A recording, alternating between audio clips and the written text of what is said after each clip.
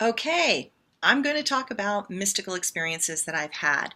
They're all going to be small individual videos because otherwise it'll take too long, and this way you can go through them a little bit at a time. I'm doing this to show the connection between mystical experiences, altered states, and breath. So there's a connection with all of those, and that's what I want to make your awareness a little bit more about. I'm going to try and do this chronologically. So I'm going to go all the way back. I'm going to go back to when I was a kid. When I was a kid, I had an imaginary friend. And that imaginary friend was Asian. He was small. He was very real to me. He spoke in another language, though as a child of 3 and 4, I could understand that language, which is because when you're a small child, you have a one brain system rather than a two brain system. So you actually don't have a divided right and left hemisphere. And it divides between the ages of 4 and 7, which is why kids go to school at that particular time and they can actually discern squares and triangles and you and me, and they have that discernment. But up until that point, the reason children are so spiritual and they're so connected and they're so magical and they're so telepathic is that they're actually operating from a one brain system. When I was small, I had this playmate that spoke another language. He was from another country. He was Asian-ish. And I would spend endless, countless hours in the background, and we would sing songs. Notice songs, breath, singing. Notice that breath is a rhythm. Music is a rhythm. You can tell a lot about a person by how they're breathing. If they're breathing really shallowly, they're oftentimes really afraid. So music, breath, rhythm, harmonies, motion, and movement were very synchronistic to me when I was a child.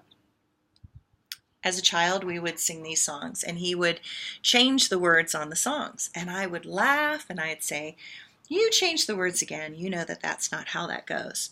My mother remembers overhearing me through the backyard, in the backyard through the door, and wondering, wow, that's a pretty strong imaginary friend. And she was really good because she didn't interrupt, and she didn't tell me not to do it, and she didn't tell me it was bad. She simply allowed me to do it. And she said that there were just songs and songs and songs that were coming out in another language.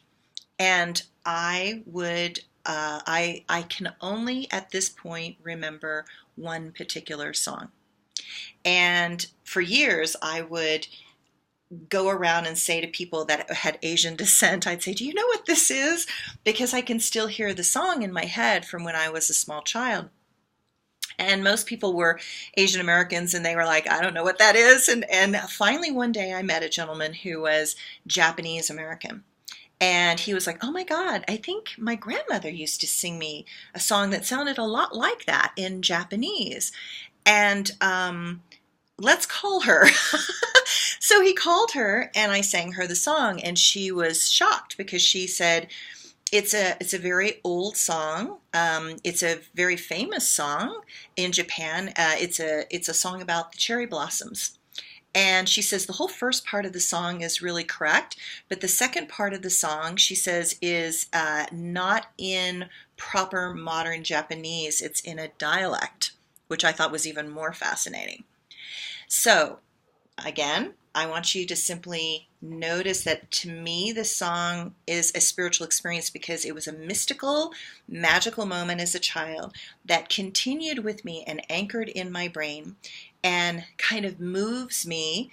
And I sometimes think that that guide or that angel is guiding me sometimes through the song. Sometimes I think that I was connected to a time and when I lived in Japan a long time ago that I just can't quite remember now, but I clearly could communicate in song with it before. So I'm going to sing you the song. Remember, I'm not a singer. It goes like this. Sakura, Sakura, yayoi no sora wa miwatasu kaniri. Isaya, Isaya, mi ni ukan. So there you go. There's a little song for you. One of my little spiritual mystical experiences from when I was 3 years old. Enjoy.